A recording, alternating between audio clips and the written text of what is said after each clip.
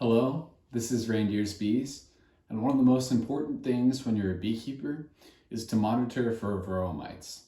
So I do that via a Dawn or alcohol wash.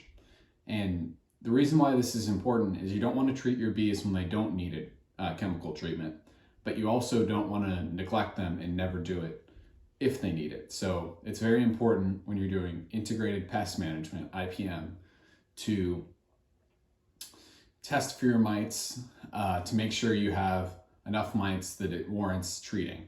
So what I would call the economic threshold, just basically when it makes sense to treat, is 3 mites per 300 bees. So that's a 1% infestation. A lot of people do it at 2%, but I do it at 1 because our season's so short, and if the viruses take hold, because the bees get injected with viruses from the mites, if the viruses get hold in the bees, then it's game over. There's not a whole lot you can do. So you really want to keep those mite levels low throughout the entire season.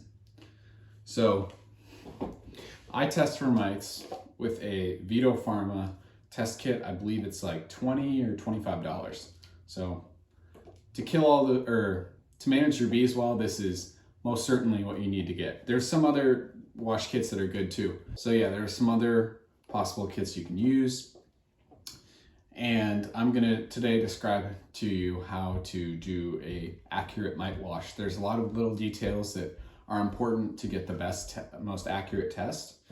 And so here's what I use for my testing. This is 1 gallon of water with a tablespoon of Dawn.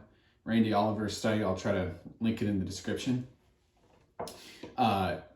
He was trying to find a alternative method to 91% rubbing alcohol, isopropyl alcohol, because it was really expensive during the pandemic.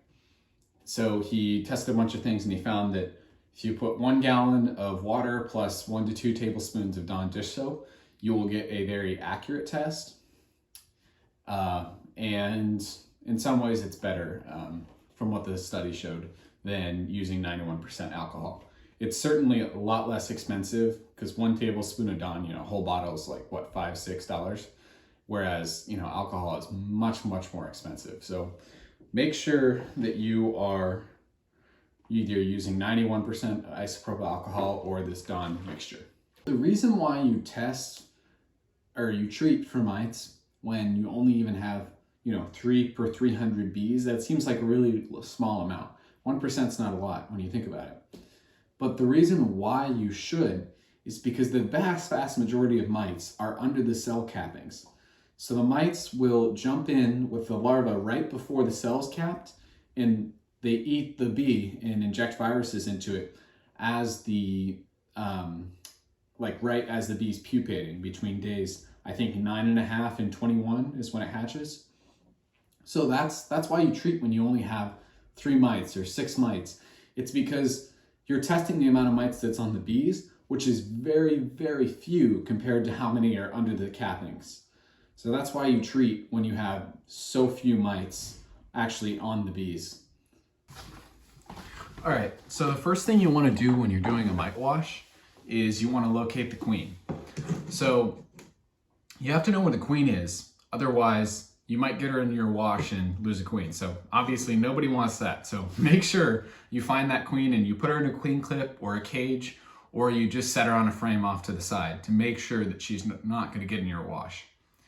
Now, once you found the queen, the next step is to find a frame of larva. So the reason why you need to find the frame of larva for the test is because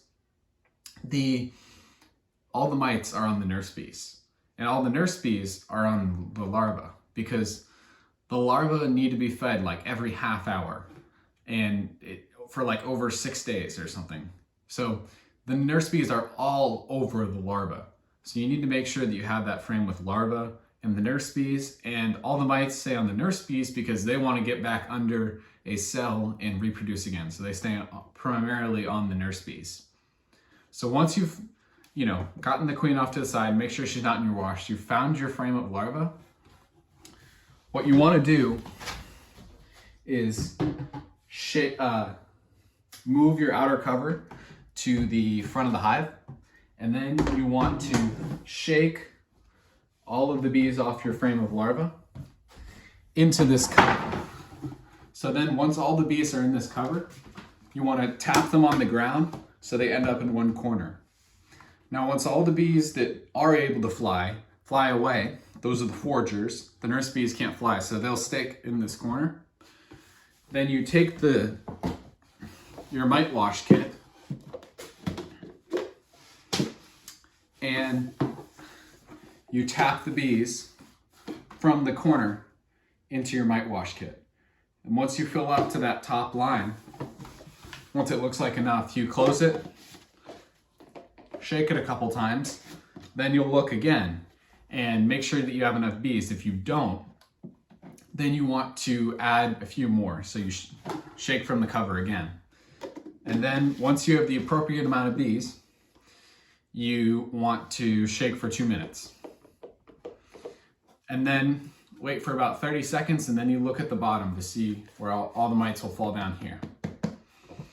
So that's how you do it if you're using alcohol. The only small change if you're using the Dawn dish liquid is you need to bring a measuring cup with that. I can't remember what size. There's other videos that you can look at, but you want to take that cup and scoop them out of your cover, because with the Dawn dish liquid, if you shake it a couple times and then you look back in to see if you have enough bees, it's already sudded, so you can't tell how many bees are in there. So you want to use that measuring cup to make sure you have 300 bees in your test. And a lot of people don't do mite tests because they're not able to find the queen. I'll link a video above, up here, about using queen excluders to be able to do a mite wash. But if you use a queen excluder correctly, you can have it so there's no chance that you'll wash the queen and kill her. So that's how you do a mite wash.